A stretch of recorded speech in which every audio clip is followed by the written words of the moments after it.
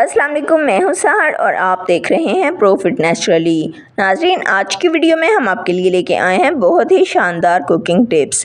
Gravy से फालतू पानी खुश्क करने के लिए, सख्त मक्खन को फ़ौरन पिघलाने के लिए, बासी चावलों को ताज़ा करने के लिए, उबले हुए आलूओं में लेस पैदा नहीं होगी अगर सालन बनाने के बाद इस पर घी ना आ रहा हो। सब्ज़ मिर्चों को ज़्यादा दिन तक फ्रेश रखने और ऐसी मज़ीद कई टिप्स के लिए वीडियो को आखिर तक देखना मत भूलिएगा, लेकिन चैनल को फ़ौरन सब्सक्राइब कर लें। ग्रेवी का फालतू पानी खुश्क करने के लिए, अक्सर सालन पकाते हुए ग्रेवी पतली रह जाती है। अगर आप ग्रेवी का फालतू पानी आसानी से ख़त्म करना चाहते हैं तो 1 चम्मच खसखस को तवे पर भून लें। अब इसे ग्राइंडर में डालें और इसे पीसकर पेस्ट बना लें।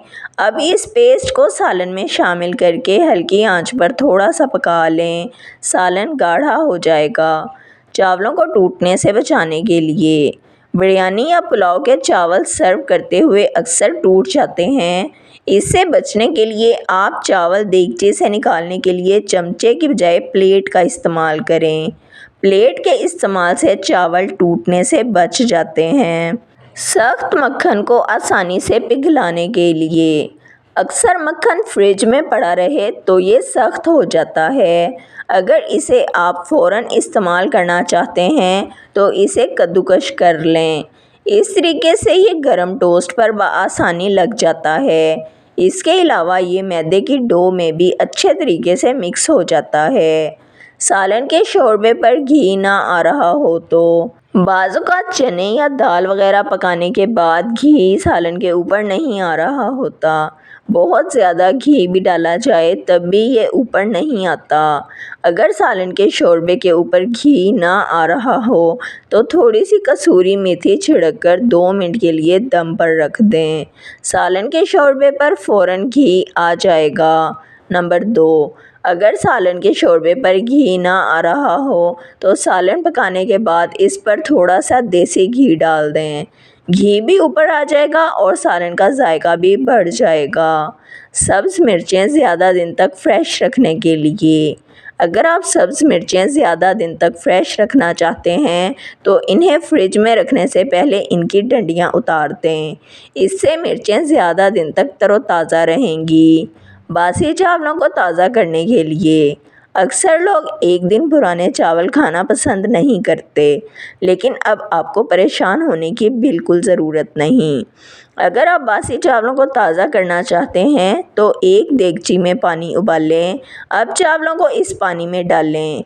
एक उबाल आने के बाद चावलों को छान लें और दम पर रख दें।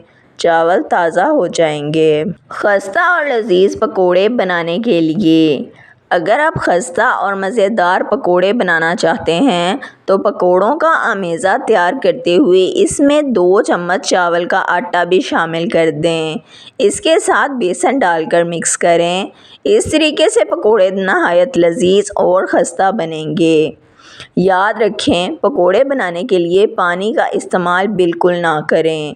बेसन और चावल के आटे में तमाम मसाले शामिल करने के बाद इस आमेज़े को कम से कम आधे घंटे के लिए ढाँप कर रख दें और फिर अच्छी तरह से मिक्स कर लें। नमक अपना पानी खुद छोड़ेगा। इसी पानी से आमेज़े को घोल लें और पकोड़े बनाएं। इजाफी पानी इस्तेमाल मत करें, इससे पकोड़े बहुत खस्ता और लजीज बनते हैं।